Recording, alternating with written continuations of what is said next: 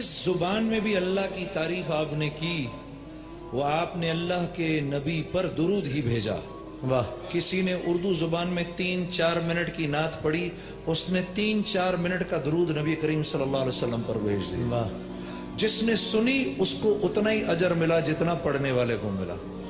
عزیز دوستو، اب جو کلام ہم آپ کو سنانے لگے ہیں، میرے سے بے شمار لوگوں نے ایک بات پوچھی، اور صاحب ذوق تو بات کو جانتے ہیں۔ کچھ لوگ ایسے ہوتے ہیں جو نئے نئے روشناس ہوتے ہیں، ان پر کوئی بات اثر کرتی ہے، جب وہ بات اثر کرتی ہے پھر وہ پوچھتے ہیں کہ یہ بات کہاں سے آئی اور کیسے آئی۔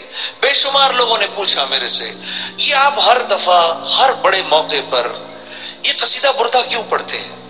مختصراً امام بصیری رحم اللہ کو ایسا فالج تھا میرے دوستوں، ایسا فالج تھا کہ آنکھ کی پلکیں بھی نہیں ہلتی تھی، ایسا فالج تھا۔ اس فالج میں ہر وقت بستر پر لیٹے رہتے تھے، ہر وقت۔ اللہ کی شان محمد مصطفیٰ احمد مجتبیٰ صلی اللہ علیہ وسلم اپنے نبی سے اتنا پیار کرتے تھے، اتنا پیار کرتے تھے کہ گھر والے بتاتے ہیں کہ جب ان کی آنکھوں سے آنسو نکلتے تھے ہم سمجھ جاتے تھے کہ یہ رسول اللہ کو یاد کر رہے ہیں۔ ہاں، امام بصیری جب رسول اللہ کو یاد کرنا شروع کر، آنکھوں سے آنسو نکلتے رہتے تھے، گھر والے ساتھ بیٹھ کر روتے رہتے تھے، بول بھی نہیں سکتے تھے۔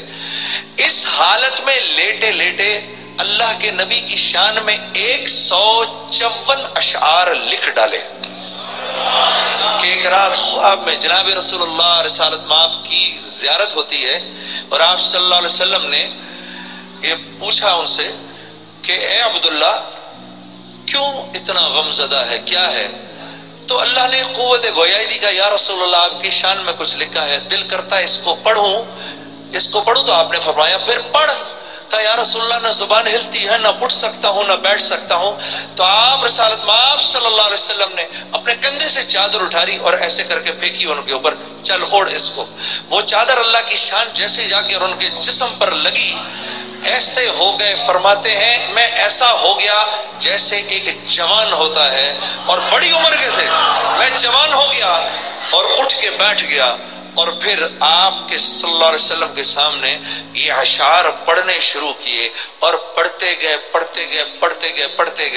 اور پھر صبح اور فرماتے ہیں کہ میں نے دیکھتا رہا کہ اللہ کے نبی میرے اشعار ایسے کر کے سن رہے ہیں۔ صبح اٹھے تو یقین نہیں آیا، فوراً بھاگے گھر سے باہر، تو وہاں ایک فقیر نے روک لیا، عبداللہ رک گئے۔ کہا کیا ہوا؟ کہا وہ اشعار تو سنا جو رات کو اللہ کے نبی کو سنائے تھے۔ تو وہ کہنے لگے آپ کو کیسے پتا؟ کہا جب تو اللہ کے نبی کو سنا رہا تھا میں بھی وہیں موجود تھا۔ تو اس کو بردہ کہتے ہیں، چادر کو تو میرے دوستوں اس لیے ہم اس کو پڑھتے ہیں کہ اللہ والوں نے اور اولیاء کرام نے اس کی بے شمار اس کے فضائل بتائے ہیں۔